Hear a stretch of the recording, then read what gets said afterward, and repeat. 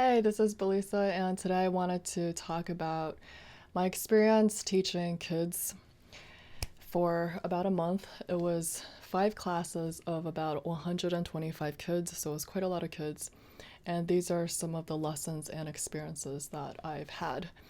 So, my biggest takeaway, I'm still recovering. My voice, my whole body is still recovering. My biggest takeaway is that the highest law is love. And this is something that I've been learning on a spiritual path and dealing with people in my life and interacting with the world. But with kids, it's the way you teach kids, the way you interact with kids. There's various different levels. I think the first thing is through discipline. Let's just call it tiers of interaction. The first mode of teaching, or your way of thought, your modus operandi, MO, is discipline, which is if you don't do what I like, if you don't do what I tell you to do, if you break my rules, then I'm going to have you incur consequences.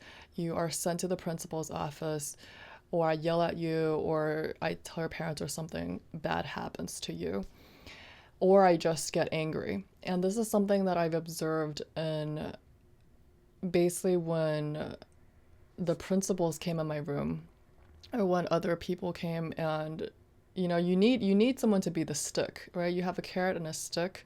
You need someone to enforce the discipline. So I appreciate their help in helping me to manage a classroom, but it's very noticeable that when I saw certain people with authority, how they interact with the children is very much like, you need to be doing this right now, or something bad is going to happen. The way they talk, the whole tone, the whole attitude.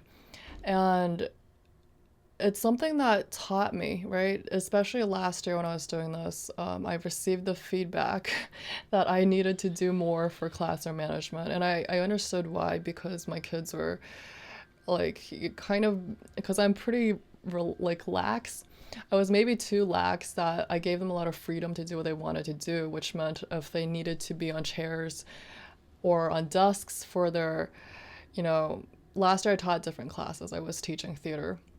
So if they wanted to use like, rolling chairs, or they wanted to climb on tables, I pretty much let them do that because I was like, okay, that's in their creative wheelhouse. But then when these people came in and basically yelled at them for doing this because it was a matter of safety, then I understood that, okay, my responsibility as a teacher over the safety of these kids, like there are certain rules that I must be very strong-handed about enforcing. And so it became very like, okay, if you don't do this, if you don't listen to this, and you are going to the principal, you're gonna get called out, you're gonna be dismissed. So I had to have that strong hand. And this is something I adopted this year as well, which is that when things get out of hand, especially when they, in Chinese, call it 底线. 底线 is like the bottom line, right? When they hit your bottom line, you need to know that's not acceptable. So during my first few days, where these kids were always fighting each other, in my chess class, actually, a lot of ego involved. And one kid was crying, right? They were supposedly friends, but they were constantly hurting each other. So the second day, one kid slapped another person. Immediately, that kid got sent to the office, because that is, you have to show them what's no tolerance. So using the discipline, that's the first level, I would say. And I think that is something that I managed to do effectively, because there were some times I literally felt like the power, just so much power. But that doesn't come without a price to the person executing it, because it was the sheer responsibility and weight of that was burdensome for me, for someone who's not used to being a manager, enforcer, rule enforcer, someone who doesn't even like rules herself. Like, for someone like this to have to continuously discipline, continuously train, continuously manage and enforce was so taxing. And it's not something that I like to see in my character, because sometimes I could sense like if I'm being too strong handed or using too much of the dominating tactic, and I sense fear and I sense like obedience, but it's out of fear and not love. I don't like to see that change in myself, because I don't want to be that person. I don't want to be that person that I saw who talks to people like this all the time and who's always like, if you don't listen to me, then this bad thing is going to happen to you. And I don't want to be that person, I don't want to see that. And it was markedly unspiritual for me to see that in myself when I feel like I'm wielding authority over people and I'm sometimes bullying. Like, it's not just bullying, it's like, you're training them. And tough love is important because there's sometimes like, there are people who are very nice, and I'm not naturally super nice. I'm more competent. Like, I would rather be tough and have you train you and have you like learn something, which I did. I was very intense. Like, some kids, they were just like day after day not getting ladder mate. And then I like one day I just had so much fire. I was like, bro, this is what it is. I didn't say that, but I was like, bum bum bum bum bum bum bum bum. Nobody is gonna leave this class without knowing how to do this. Like, if you don't know how to do this, you come up to us one on one, and we're gonna teach you during this class. So day after day after day, I drilled them, and then they got proficient. So they improved drastically. So there are measures you have to do, but let's just continue. Let's talk about the higher mode. So beyond discipline, which is I think the very base level. The second tier is the rewards. So the carrot over the stick. It was so amazing the change I affected in my students when I did this in my chess classes when I instituted a system of rewards. So I had stickers, I had stamps. So I told them if you answer a question correctly or if you solve this mate correctly, you get a stamp. And it was phenomenal. And this doesn't work on everybody. There are kids who are much, much more keen to get stamps than other kids, and that's just in their personality. Some kids don't care about the stamps at all, but some kids, let me tell you, how much they're fighting for a stamp.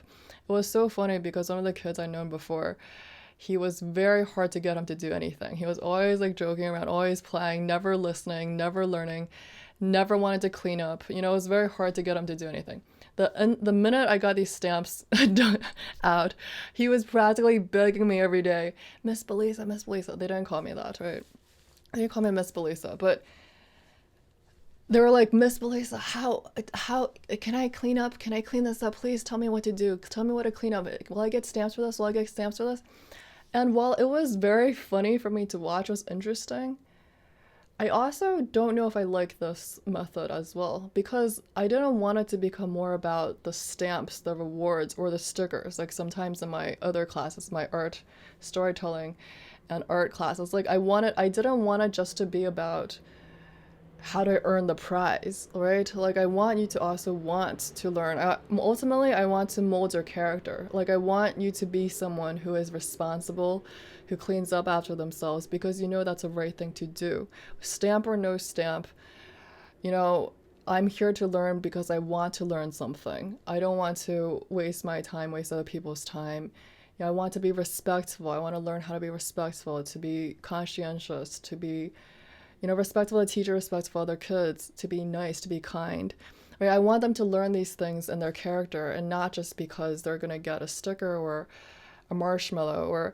And it was really funny because I actually did the marshmallow experiment. Just a very quick recap of what that is. These researchers did an experiment on a cohort. So what a cohort study is that you track people over a wide span of time.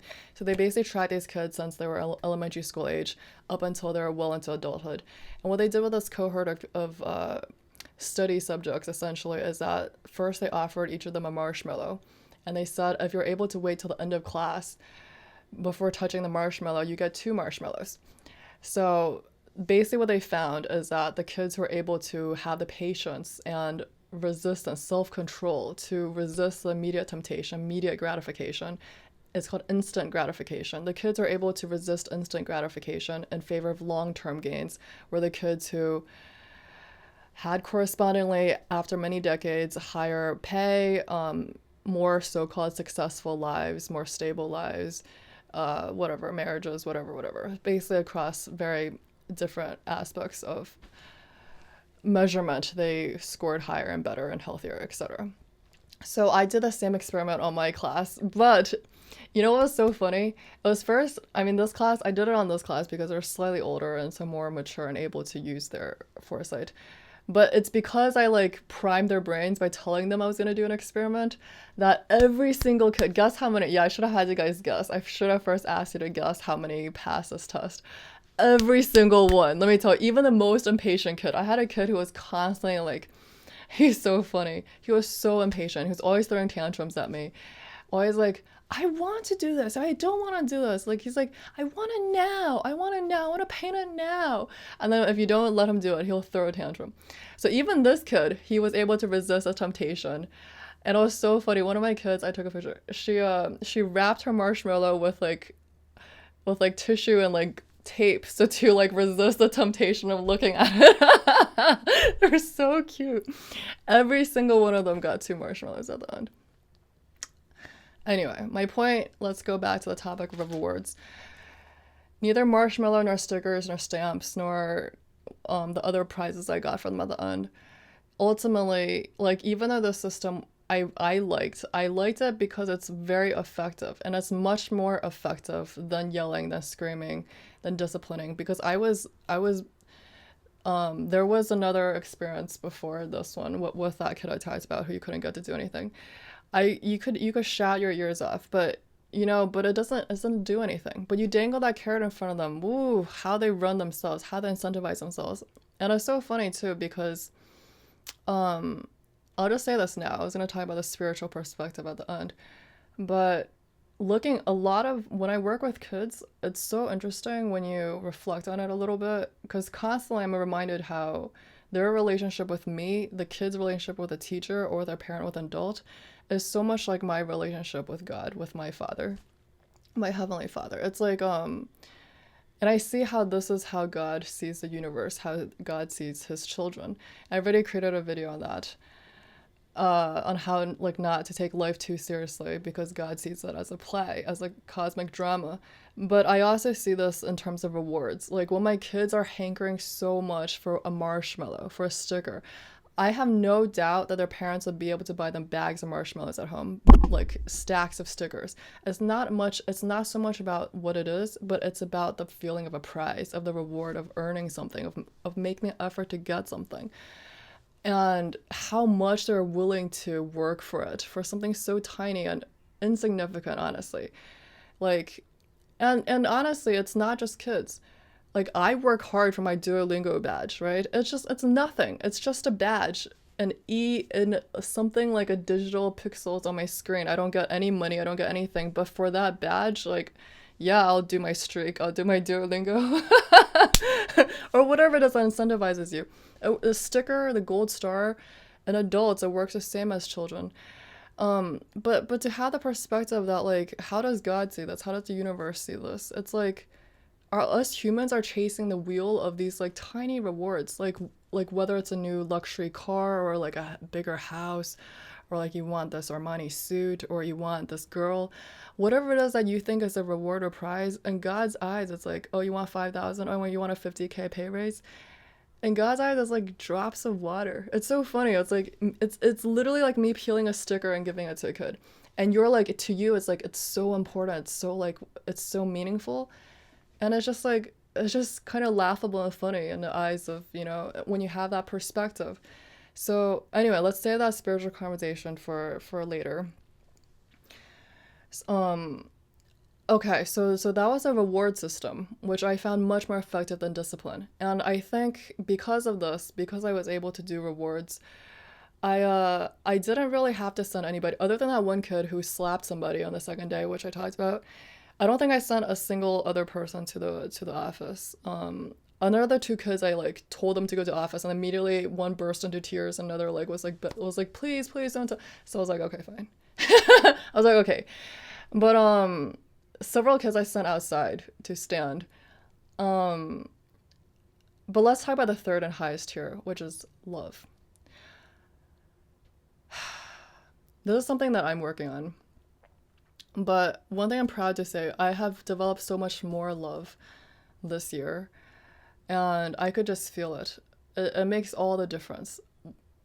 And it works especially on the kids who are more hard-boiled, so to speak, who are more resistant to discipline, to threats. They're the troublemakers or the rebellious kids. They're the ones very often with problems, whether in currently in their current household or in their past life or whatever. But these kids have streaks of maybe anger problems or authority problems or whatever it is, or they want attention, or they're like the clown. So I had several of these kids, right? I already talked about the kid who threw tantrums, but how I was able to transform them through the power of love is something that was quite interesting, miraculous even for me to see. It just kind of was like a nice surprise because I didn't even expect it. It just came so suddenly. Like one day, like they've been giving me trouble. They've been giving me trouble, like attitude, like over many days, and you can't like it's like you know I wasn't gonna yell at them, wasn't gonna whatever, but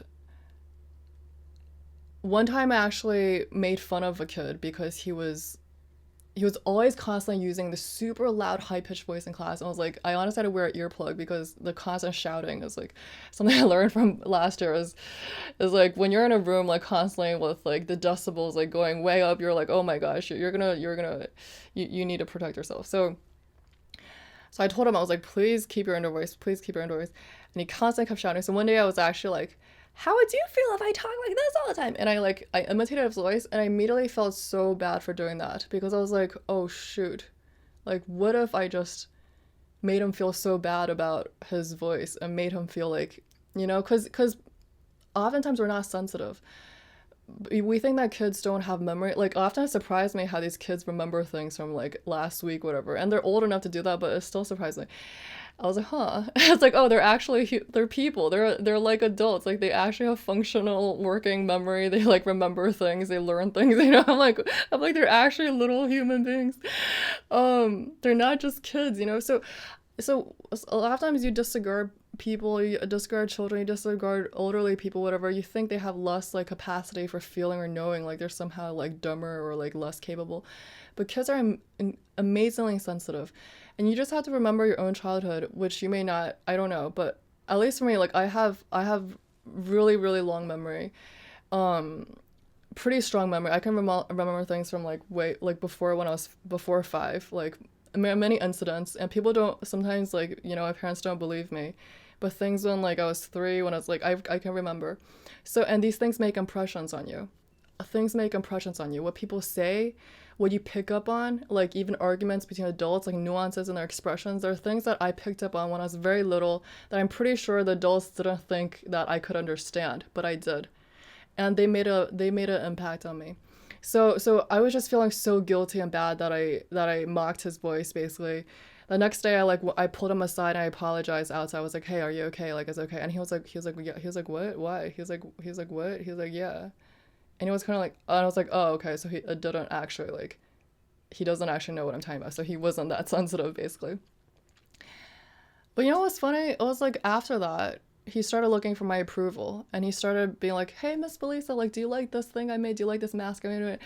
And genuinely from my heart, I appreciated that he was being more interested in participating, like doing good. And I was like, I love it. I really love it. Like that looks really great.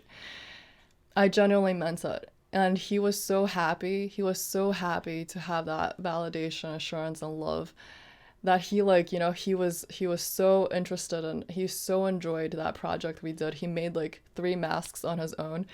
um and just a side note, I don't I like to confess that I have not planned a single lesson. Other than the first day, I vaguely knew what I was going to talk about. There was not most of the time I just stood up there and we just let the wheels run. I was just like, okay, I have an idea, or like, what do you guys think, or whatever. So it was really funny. But anyway, it was really fun. It's fun for me. But anyway, I'll talk about that later. My style of teaching and how I interact with my own problems, my own challenges. But let's talk about this love thing. So yeah, to see that change in him. And there was another kid, his friend, who was also a troublemaker and kept giving me attitude. And then one day I called him in before class and I had a one-on-one with him. Basically, I was like, "Hey, are things okay? Like, are you enjoying? Like, are you having a good time? Are you having a good time here in camp?" And he was like, yeah. He was like noticeably uncomfortable, like noticeably awkward, and like don't want to talk about my feelings kind of boy. He was like very awkward, uncomfortable. And I guess that's it. I was like, are things okay here? I was like, are things good at home? He's like, yeah, yeah. Which I'm happy to hear because a lot of times, like last year, like before, there were noticeably kids who had problems at home. They were the ones crying all the time, like always in a corner, and those kids are the ones that break my heart because I know that I can't I fundamentally I can't change that. uh, Kids who are fainting on my like get trying to get attention from me. Basically, the ones who wanted me to be like a mother. Many kids are like that, but you are kind of like a surrogate mother for that time. But it's like the kids who noticeably lacked care and affection and love and just love, in many different forms. And those yeah, I'm very lucky that I didn't really experience that much this year. But before, it was like I could just feel it, like, man, like these kids, like, anyway. um so you didn't really have those problems, but it was so funny. So I was like, okay, so I was like, all right, so you've been giving me this attitude, like, are we gonna be better about this? And he was like, okay, okay. And then so he like kind of he like left, and then after that it was like we're Gucci. After that, he also came up to me with questions and was interested. Like, he asked me, hey, why do you wear these beads all the time? What, he's like, where do you wear that thing all the time? And I was like, oh, it's for spiritual reasons. He was like, oh. And he was like also awkward. He was like, oh. And he just left. But he like come up to me asking questions, right? And you sense that shift in his attitude towards you. It became from like, oh, you're like someone trying to control me or be trying to be mean to me, to like, oh, hey, you're not so bad. Like, hey, you're actually interested in me and my welfare. So, and then this year also being more proactive with emailing parents. And because, yeah, like before, when I had those problem kids, like I didn't know what it I tried my best when I had them with me. But this year, like, making a proactive effort to reach out to their parents and ask, like, hey, I've been noticing these issues, like the kid who was impatient. I was like, hey, I've been trying to teach him patience and respect and not getting what you want all the time. Like, but this is not something I can do long term. Like, I'm just curious, like, what is he doing at home? Like, what is this like? And having that kind of interaction, like, after I was able to do that with several kids, also I noticed a change in their demeanor as well. So it's just like a lot of times it's just care, like having the care, making the effort to reach out, to try to actually care about them like they're your own kid. And that's a really, really high standard, and something I honestly didn't do a good job with at all. Um, if I may say, my growth from last year, this year, just the huge increase in love. I could sense this in certain classes I had, like one class in particular. It was after a break. So during that break, I was almost always meditating. So being much more centered in God and love and myself, I was able to channel that much more effectively in that class. And so that class actually was so funny. I had a bell that I rung, and I was like, the point is, whenever I ring it, whenever I strike this, everyone's supposed to like listen. Everyone's supposed to stop and be quiet and listen. And there are some classes I would be like just like just like hitting this for like minutes, and no response. And until I finally have to get fiery and like enforce the discipline and just sink back to tier 1 or tier 2, like basically tier 1, like if you're not going to listen, you go outside, like go back to discipline mode. But the third class who I was able to channel love with, that class, most consistently, I ring it once, everybody listens. I never have to enforce discipline because I channeled so much love. And you could just feel it. I just felt it on myself. Everyone respected and loved me listened because of love. That's something that's something irreplaceable. Like, beyond rewards. I did not have to tempt them, although I did give them rewards. I did, give stickers and all that, but they didn't do it for the stickers. They didn't do it for because out of fear that they were going to be sent. Let me show you something.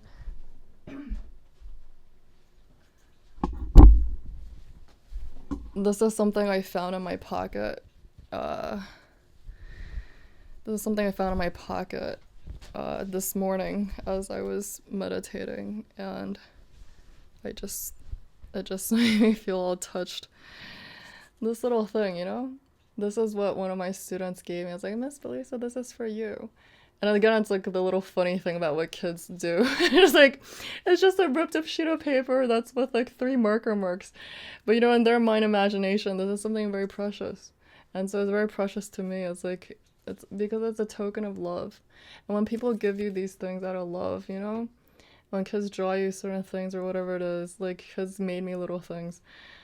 Um, you know, it's like it's a thought and effort. And the same thing with our relationship with again with God, with the universe. It's like anything we can offer him, he has. Like he has a whole world, he has a whole universe, infinite wealth, infinite riches. We can construct all the temples in the world. It seems no more significant than this little piece of paper. But it's a love we put into it. It's the devotion, it's the love, it's the effort. And so something like that is so meaningful because you're like, wow, someone like, you know, they love me. And yeah, during the last day when kids came up to me from these different classes, and just gave me a hug and said, I'm gonna miss you. I'm gonna miss you. Like that one, the clown, the class clown kid, he came up and was like, I gave me a hug. I was like, I'm gonna miss you, Miss Belisa. I said, oh, I'm gonna miss you too. And during that time I didn't even feel it that strongly. Like, it was interesting because I was like, oh, last year I felt attached, like I missed these kids, and this year I don't really feel that strongly. I was like, oh, I'm probably like getting less attached, and I was like, that's good.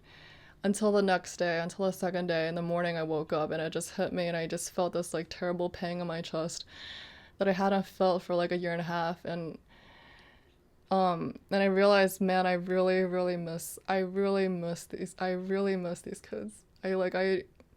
I adore them, you know? They're like, you get attached to people day after day, and yeah, and so yeah, I do miss them terribly. So I just remember this. Yeah, kids are also capable of feeling tremendous amounts of love and sympathy.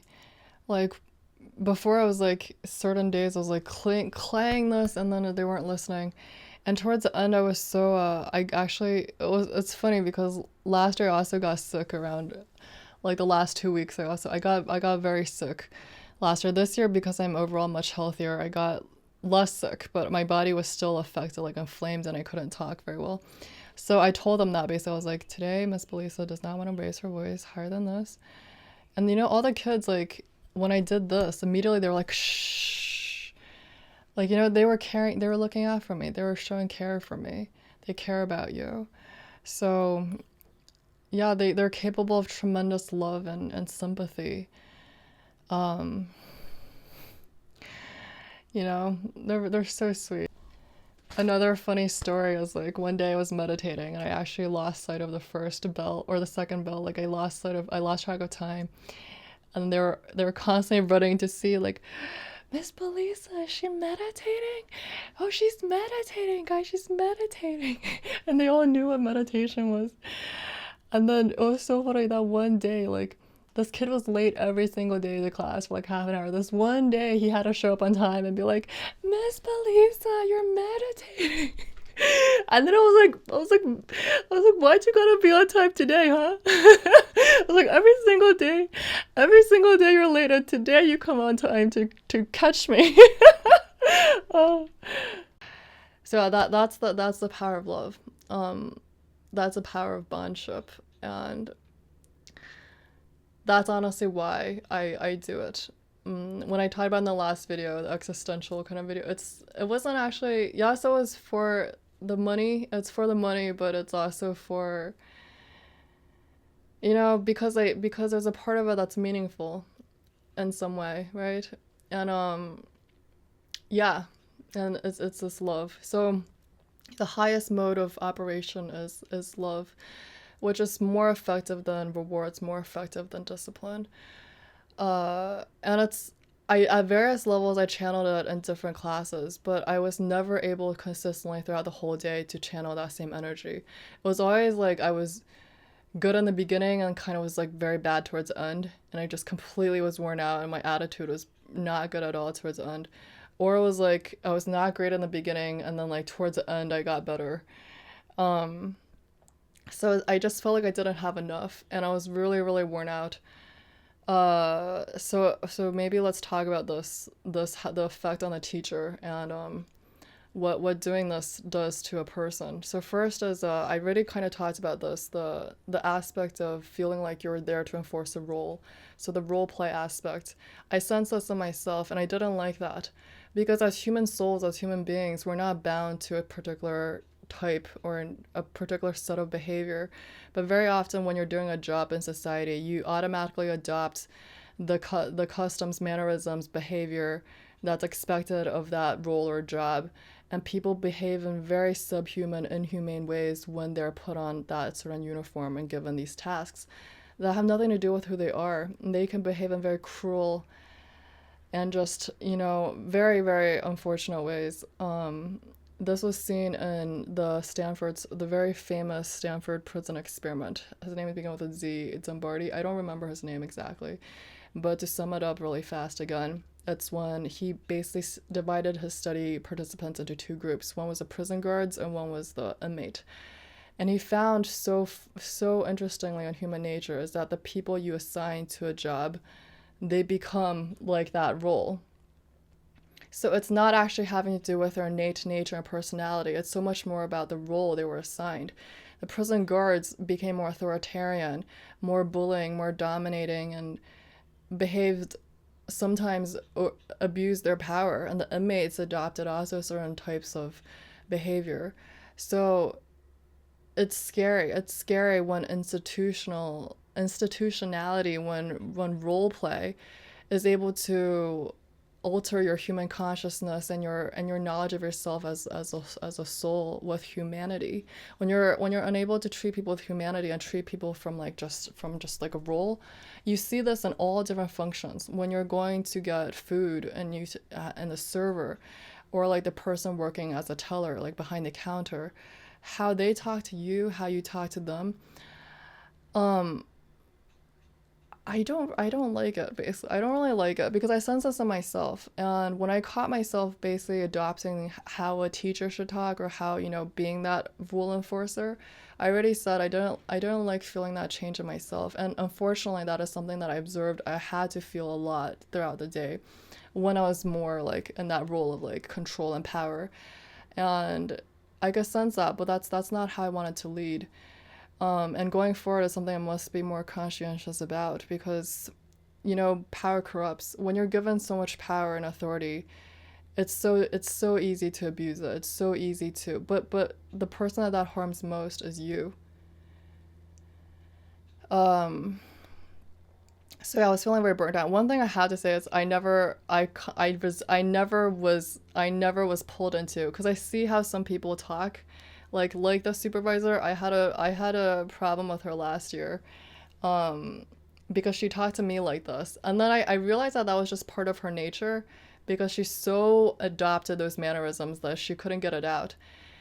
Basically, she talks to every person like to a child. Like they talk like a child, which is very slow and drawn out, and like they have trouble explaining and learning. And she was talking to me like this. Like I also could not understand. But it was in a way that was like that made me feel condescending and belittling, especially because the first time she was like treating me like this, it was actually just like blaming me for something I didn't do, and plus this attitude. I was like, let's just say I got upset, and it was not spiritual, but I was like, I got angry, and I had to calm myself. But I told her the next day, like, I don't appreciate you talking to me like this. And after that, she was like very nice and very smiley and nice, and like treated me very nicely. But yeah, but let's just say I don't talk to my kids like that. I don't, like, first, like when you talk to people, like when you talk to a bunch of kids like that, you start talking to adults like that, which I don't want to do. And then I was like, I don't want to talk to kids like that. My older kids, I honestly talk to them like they're my equal. Like, and you explain to things like, but I don't like this either. Like basically these kids who came in my room trying to disturb me, like during my meditation, like always, whenever I had a break, days I didn't eat lunch. There were many days I didn't eat lunch because I was meditating. Like I was like, I literally need to meditate. I need to meditate. I went in my room. I was like, and then they would like barge in my room and like drop. And to them, it's funny, right? So then I had to talk to them. I was like, hey, do you think it's respectful of you to go into someone's house uninvited and to do all this and blah blah blah. And I basically reasoned with them, and the kid was like no. So afterward he didn't do it anymore. But I also feel like I could have been much more loving, because the way I did that was also kind of high-handed, and like even though it was like reasoning, it was not very loving, let's just say. Like it was not, I don't know. Anyway, I'm just doing this huge introspection with you guys, because I just know there are a lot of things I didn't do up to my standards and like, the way I should. But my point is, kids are able to understand reason. They're able to understand if you reason, if you talk naturally to them with respect and with equality almost. Yeah, with equality. And the younger kids, right, talk to them with love, but like nobody needs to be like kind of infantilized, babied, like not just babied, but talked down to, is my point. Um, Anyway, that's a side point. So one is a role play, and like the second is I was already talking about, is a burnout, is a huge burnout, and I felt this in teach. I was like, how do people do this day after day? I think first it just doesn't go with my nature. I already talked about, like, I'm not a person who's there with a lesson plan, like very organized, very whatever.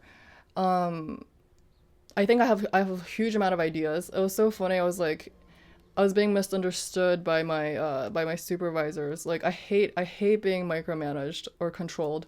So I myself have an authority problem, um, which is a challenge and lesson for me. The hardest part about the experience was not dealing with children. It was honestly dealing with people who I felt was like, we're not helping but trying to control me or constrain me. Um, like, this is in terms of management, right? There are people you have to see as a manager.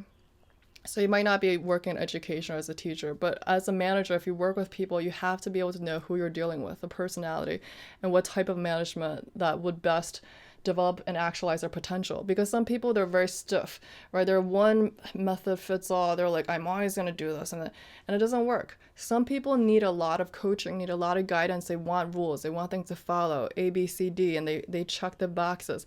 Other people, like, they just want freedom, and they have huge amounts of talent, huge amounts of self-discipline, self-drive. They have huge amounts of drive. And for these people, you just need to get out of the effing way. Like, get out of their way. Don't be in my way. Guess which, I mean, it's not hard to say.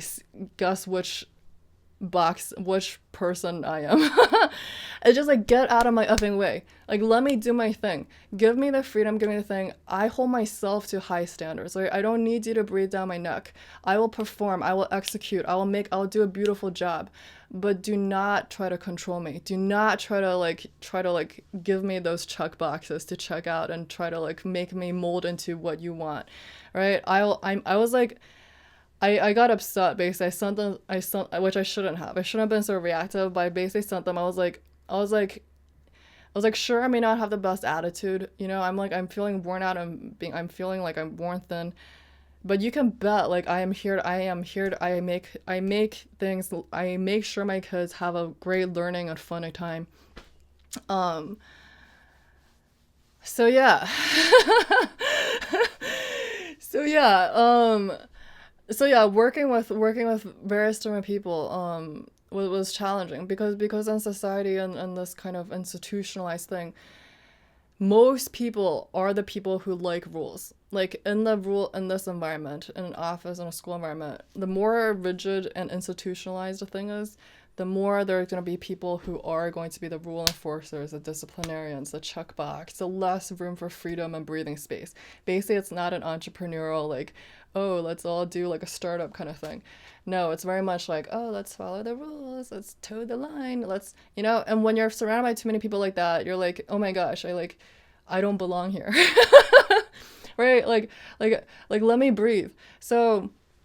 Um, so first I was like, this just doesn't suit me. This doesn't suit me. But in terms of yeah, the burnout thing, like for someone like me, like I was like, for someone so used to freedom, so used to having time and a lot of time to basically manage however I want, to suddenly have to mold my life to fit a schedule and to adapt a schedule was a huge challenge. making myself wake up before 6 a.m. to be able to have the time I need to do my duties, to do my highest priority, which is communion with God, which is meditation, is something that was became very, very challenging. Like in the beginning it was okay. Like I was waking up, like some days like waking up like, like 5:45, like getting there, like, working, like, and I felt okay. But it was never enough time. It was like rushed. It was like not enough time. And day after day after day, I could feel myself worn thin, because the analogy is milk and butter, right? Milk is what you develop when you're on the spiritual path. It's the slowly feeling, cultivation, more love, more understanding, more peace, harmony, joy, wisdom. All that is the milk. When it gets churned enough over decades, honestly, over lifetimes of repeated effort, it becomes butter, which is self-realization. Before milk becomes butter, when milk washes away into water, what does it become? Milk becomes diluted in water. So that's what I felt myself. I felt myself as the milk washed away in water. Before you become butter, you do not float on water. Butter and water separate automatically. That is why the saints and great sages, the butter of society, the Jesuses, the Gandhis, they can work in water without getting mixed in water. They can interact with people, all kinds of worldly environment, these like not great environments, right? Dragged down by all kinds of evil and wrongdoing, and they're still butter. Nothing can change that because their character is purified to that extent. Me, I'm just like the milk. I'm just learning. As the milk put into water day after day, and like basically struggling to find my raft of security, struggling to still hold on to the milk. I could feel these holes in my milk pail that were just like leaching, that were just running. I was just like running dry. So I was like desperately trying to hold on to that. Some days when I woke up kind of later, I was honestly like these days like recovering and sleeping a lot. I realized how important sleep was. I was just sleeping so not enough, just not enough day after day, going there and not having enough time to meditate. So it became towards the end, it was like days when I didn't get there on time, didn't leave enough time to do my whole practice. So basically in between every single class during lunchtime, I was like making up for it, basically making sure I got that in. But then it was just rushed. Everything was rushed and everything was off kilter, and not having enough love even because I was like imbalanced, right? Until it came to the point where the last day, like during cleanup, like I was so stressed. I was so stressed with because I also had somewhere else to be at the end of the day. It was just like all these responsibilities, too many things, like too many, feeling like just like so stressed that I was like towards like by the time like the first part of the day was good, like still loving, like with all these people who gave me hugs. Towards the last like two classes, like I was so focused on the cleanup and trying to like make the room presentable and like good again, like to check off all the boxes so I could complete my task, right? I was so focused on that I lost sight of the love. I lost sight of the kids.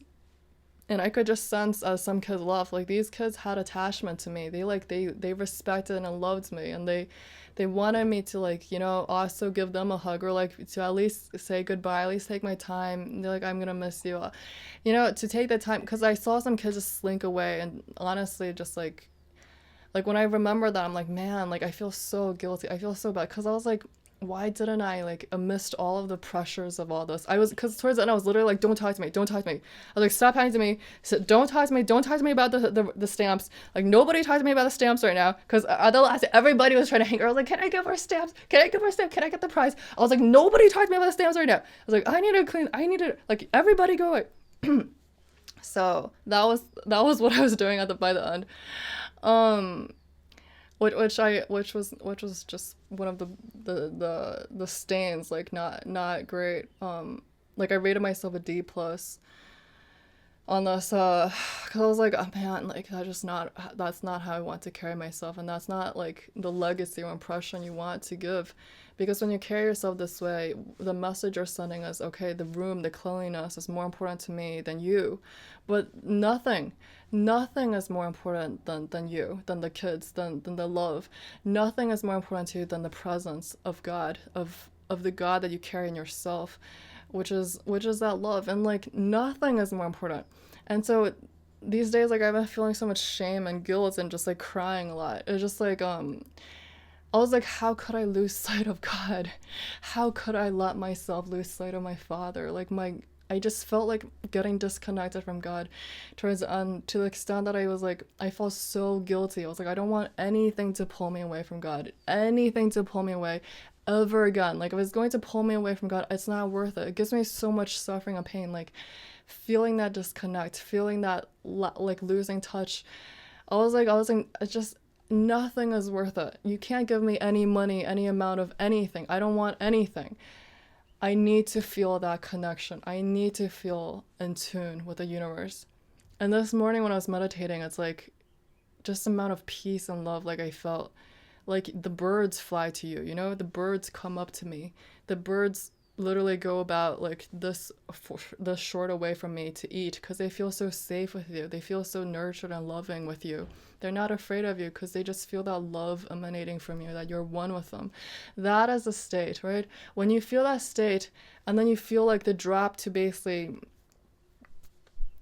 the drop from that to that is like that fall, that disparity is so like it's so not worth it. It's so painful.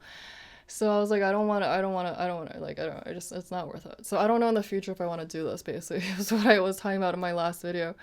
And yet, all these experiences I learned, these lessons I've gained, I was like, it'd be kind of a shame if I didn't put them to the test again. Because you can bet if I do this again, like, how much more love I'll have to offer. And hopefully by that time, I'll have turned more milk that I won't be spilling dry at the end every single day. Hopefully, I will be able to at least succeed in one whole day carrying that loving energy with me the whole time. Because that's not one thing, that's not a single day I was able to do that this year. So to mark myself, like I was like, honestly, like I want to give myself a D plus for some days, and then the voice in me was like, you're being too harsh on yourself. Like maybe a C, maybe a C. Like sometimes some classes I was giving myself okay, B plus A, but a lot of times I was like, man, I'd give myself like a C. It was not great. Um, as a whole, I think I improved a lot. I improved a lot over the last year, and as a whole, as a person, just developing.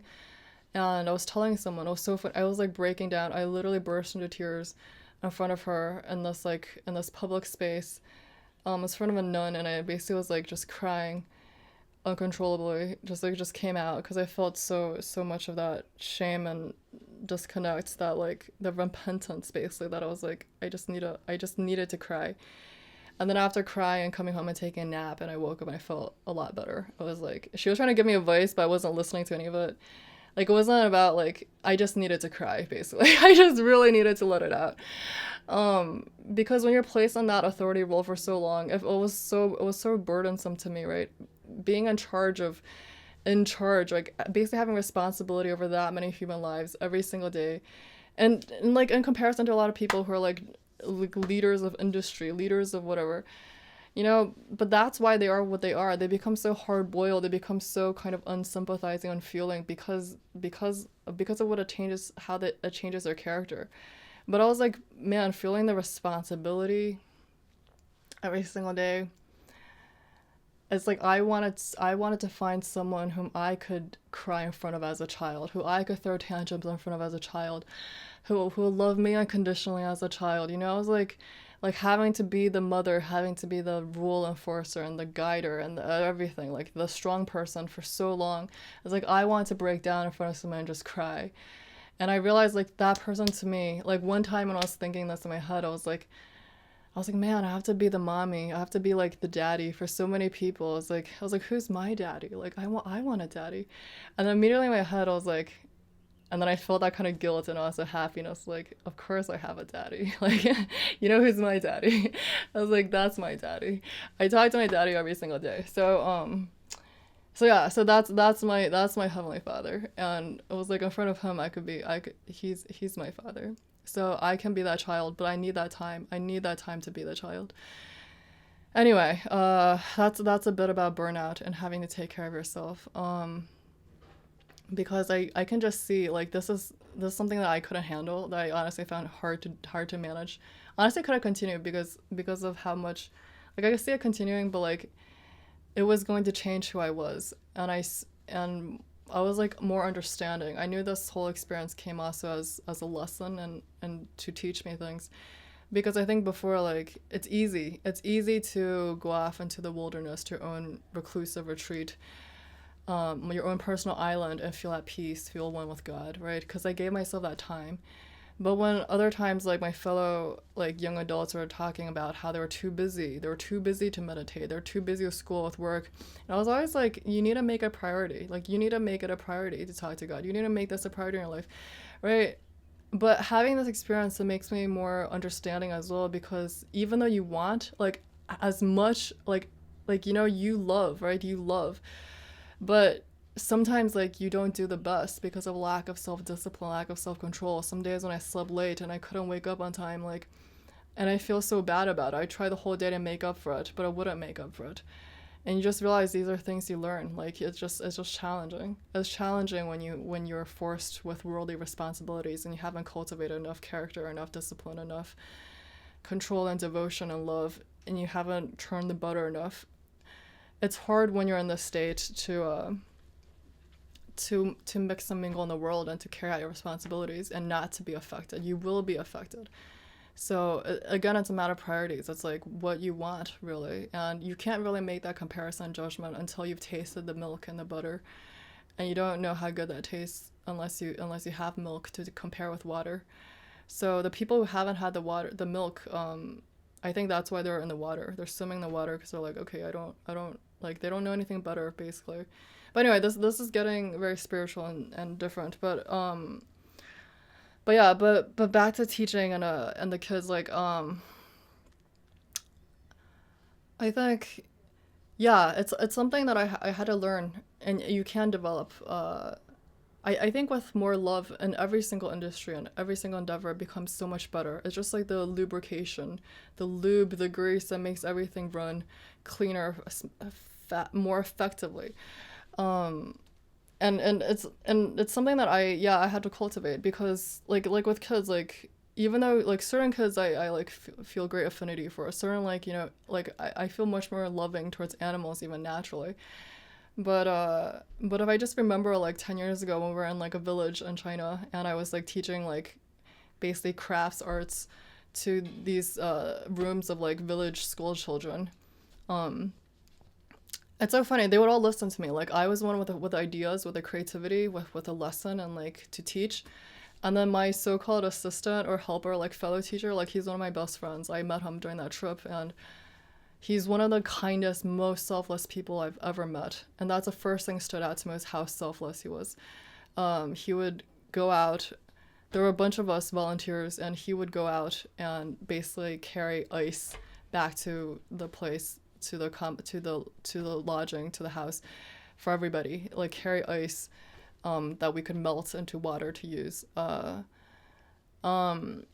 In the dead of winter, it was really cold. We didn't have heating. Um, Super kind, super selfless. You know what? These kids, they just flock to him. They just flock to him. Like, I wish I could show you. I had some pictures. I don't know if I'm, gonna paste it here, but they would like just be like playing with him naturally. They just, because they sense that warmth, the kindness, the loving acceptance, right? And they didn't do that with me. So I just knew back then. I was like, that's a difference, right? They sense that.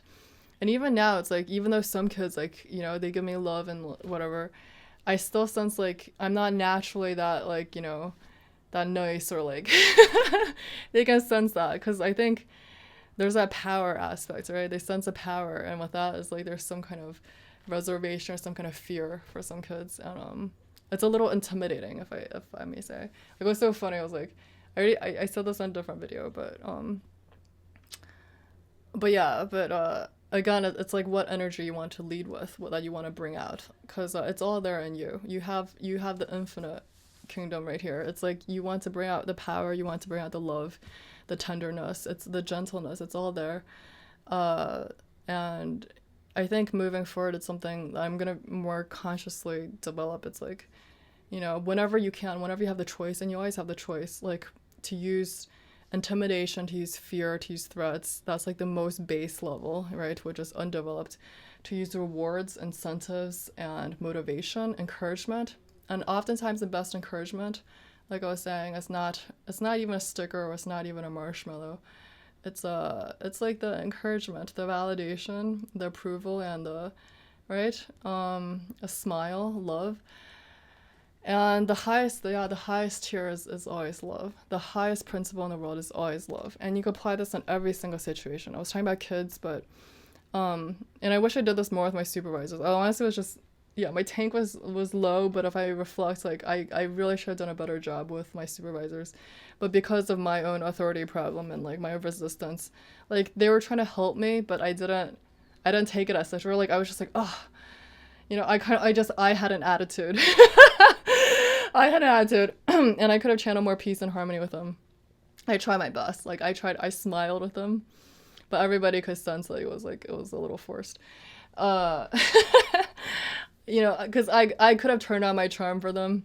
I could have been a lot more charming, but I was like, ain't nobody got time for this. I just didn't want to. Basically, I could have forced myself to. If I ever work with them again, I will force myself to be super charming and loving with them. Just because I will develop my character and train my spirituality, and because they're also human beings, right? Teachers are human beings. Everyone is a kid at the end of the day. And so if we wrap this up with like a more spiritual perspective, it's I already kind of hit on this. It's ultimately everyone's a child in the eyes of God, in the eyes of the universe, and so no matter how old they are. So like these adults I'm talking about, like very often they're also harassed, they're beleaguered. When you see people on the streets and they're all stressed and anxious, and when I see people throwing tantrums at home and like being mean to people, all the times they're very much like my children. They just haven't grown up, or everyone is like that essentially, unless you're developed as a saint. Everyone is still like that, throwing tantrums, and so often they just need that loving embrace, that like it's okay, you can. Like what I sought from that nun, what I sought from that, I wasn't really looking for advice. I wasn't looking for anything. I just needed a space. I just needed to be able to cry in front of her. I just needed to cry. So when you see people like that, like to give them that space, to give them that kindness and that love, anybody is so precious. Is so precious. When you see a stranger and these people who are beat down upon by life, and they just need someone to cry in front of, and they haven't found like the father, right? They haven't found that universal father, mother, and they just so want to be a child in someone's arms. Because they have to face so many responsibilities in life, so many frictions at work, so much of this oppressive, the rules and constraints of society that don't let their soul breathe, so many undeveloped potentials of their own soul, the creative expression that's stifled. These people, they just want, they're all seeking, they're all thirsty, they all want something. What do they want? um they want to be that child. And if not, and yeah, in life there are these people dangling carrots and there's people hitting them with sticks, and ultimately what would be so valuable for them is to go beyond the stick and the carrot and to find that love, the love that will motivate you to do anything. Like honestly, these kids, they could have done like when they feel love for you, when they feel respect, like you can get them to do so much more. They will be want to do so much more. And I feel this, right? It's like you couldn't hit me. I mean, again, this is your personality type and whatever. But it's like you couldn't hit me and make me obey you. You couldn't bend my knees by whatever. You couldn't shackle me to anything, and you can't give me any carrots that I want. But if you give me love, like I would do anything for you. I would go, I would die for you. And that's why, right? That's why in front of the masters, my knees automatically bend. I automatically bow because it's out of the deepest respect and reverence and devotion, out of their character. Because in front of them, I see God. In front of them, in them, I see the living embodiment of what we all could be, like the purest goodness of human character, of divine character. I just bow. So, yeah, so everyone else who's like dominating, trying to dominate me, bully me, right? Using those tactics of force, of oppression, of anything less than love, to me, it's just like, really? Really? Really? Um, so yeah, it depends on the kid, but it's like you see this in all kinds of people. right? They don't bend to you, they don't bow, they don't respect you, honestly, they don't love you. They don't give you love until you give them love, right? You have to carry that love. And love begets love. Love magnifies love. Love mirrors and reflects love. You carry that love into people and you see how they love you. You just carry that understanding, that care. Something's not going, you just reach out to them, have that one-on-one, have that time and effort and patience and nurture and cultivate that and see how they transform. It's so surprising. And I know that's possible in humans.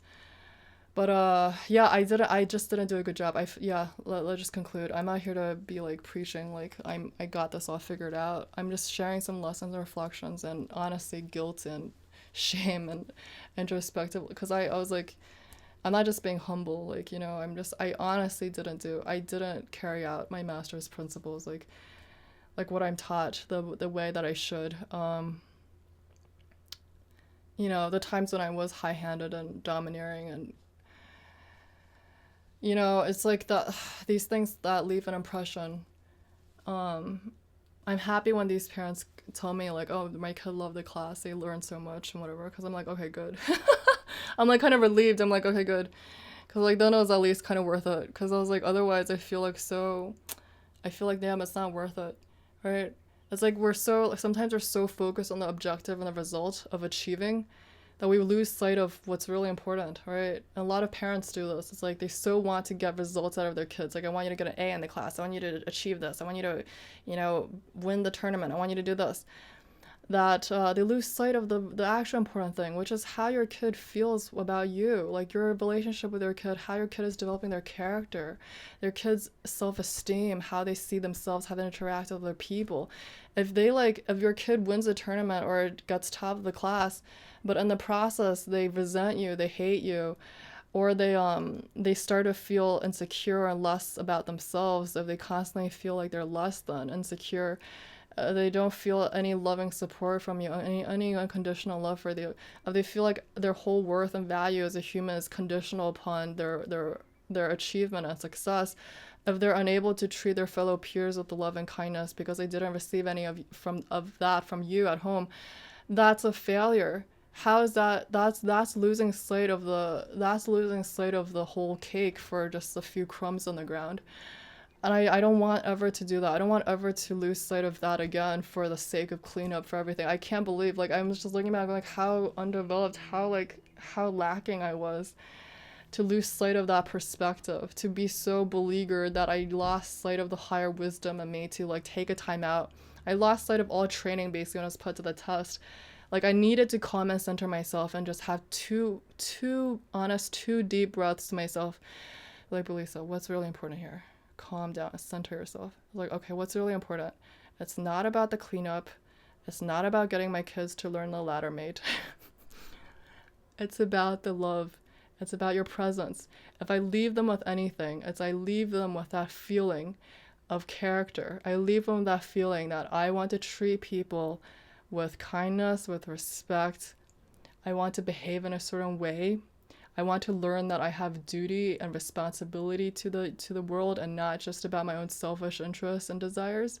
Like, these are the things I want to mold in kids and character. Like, these are things that kids should be taught. When I emphasize education, it's not about learning the Pythagorean theorem or like graphs or getting A in calculus or getting into AP Stat.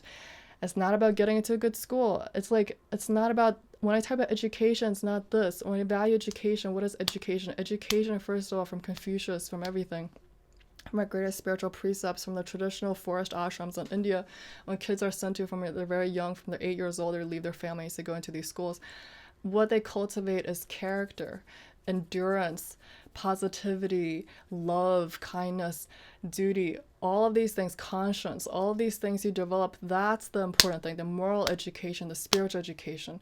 And so it's like, when I lose sight of that as a teacher, I failed, right? I failed. When I make it more about the task than about the soul, about the human, like when I make my kids feel like disregarded, like they're not important because I was like telling them to do this and I got angry at them because they weren't listening, I'm sending the wrong message. So it's just like, it's like I felt so bad that I didn't do a good job. And all I can do in life In life, you don't get to repeat, right? There's days I'm like, I wish I could go back to that class and repeat it. I don't get to go back and repeat it, but right, all I can do is moving forward, try to be better about my own life and with other people, and to keep developing that milk and turn into butter, because the one day will come when I have enough butter that I'm not going to, that it's not, that it will just be butter, and other people can get butter by being around you. So that's it. Yeah, so this video, if you made it this far, yeah, it's not just about education, right? Of children. Education, I mean, in terms of soul, which is never ending. It doesn't end at the terminus of school. And in fact, it just begins. I feel like my greatest learning in life began after college. My greatest lessons in my 20s, in my early 30s now is when things are really starting. Every single thing was just baby steps, baby steps. And in life, you realize if you treat your life as like, oh, my education stopped when I graduated from high school, or when I didn't graduate, when I left the school, then you're missing out. Education is lifelong, it's endless. 活到老学到老, Chinese idiom. You, as long as you live, you're learning. As long as you live. And if you stop cultivating yourself, you decay. You decay mentally, spiritually, and every way you decay. If you're not going forward, you're decaying. You must cultivate yourself. You must discipline yourself, whether through books and intellectual study, but that's just surface level. So much more is applying practice, having the practice, finding a spiritual practice, yoga, meditation, and in life, how am I applying these principles that I read in self-help books? There are people who read hundreds of self-help books and they're still reading self-help books, but even to just focus on one book and apply the principles, how am I going to do this? How am I going to change myself? Having the courage to still be in school for yourself, to lead your own school, to teach yourself. Have that courage. Okay. Okay. I have a lot to learn. That's it. I have at the end of this, I rate myself a C. Let's just leave it off with I rate myself a C.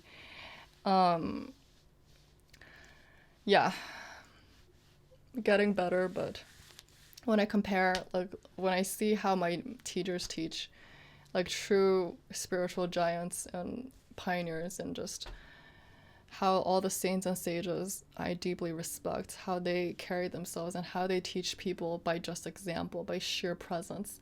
Most of these people don't talk. They don't lead seminars, they don't talk. But why do thousands of people flock to their feet and just imbibe their presence? Because again, it's not about language, it's not about anything. So much is about your attitude, is your presence, your example. And that is a tough as nails journey to climb. It's like scaling a sheer rock face, and you better be prepared to get bloodied, and you better have the endurance to climb that mountain. All right, thank you guys so much. Bye. Ultimately, I wish that we could treat people, including our children, in a way that minimizes anger as a tool, because I found myself getting sucked into it, using anger as a tool for discipline, as a threat, as a mechanism for obedience. And it's easy to fall into it. It's easy to do it because it works. And I know that it's easy for teachers to do this, for educators, because they must be exposed to these tactics at home. Like, they see anger in a parent's face, they know it leads to certain consequences, and there's a fear. So it works, and that's why people do it. But ultimately, it's not spiritual. And I found that in myself, I didn't like becoming the person who was using anger as a tactic and getting angry, because I was. Week after week, I was becoming more and more angry, even uncontrollably upset, like showing upset. Before, I was very calm and centered. Even if something happened, it's like no big deal. I don't need to be angry. But because the technique of using anger was so, I guess, efficient in getting what you want, then it became very easy to show anger, flashes of anger, in order to show displeasure, to get, children to do what you want them to do. But then I was like, no, this is not right. It's easy, but it's not right. And I thought back to the traditional Hindu story about the saint and the snake.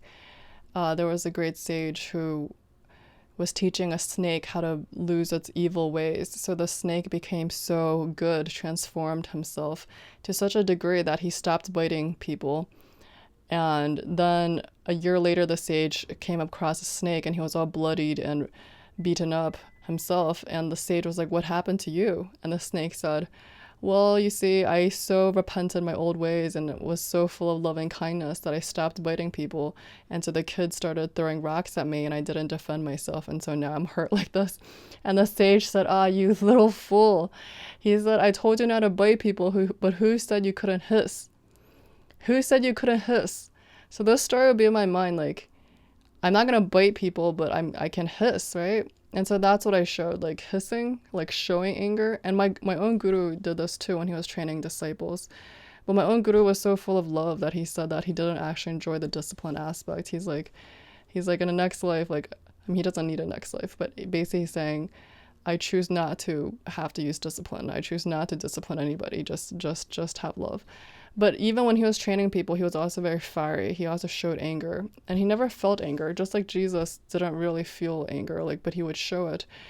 Um, it's like that. But the process of hissing, let's just say, for a normal person, normal human being, would train them to hiss more and more until they actually feel more and more anger and become an angry person.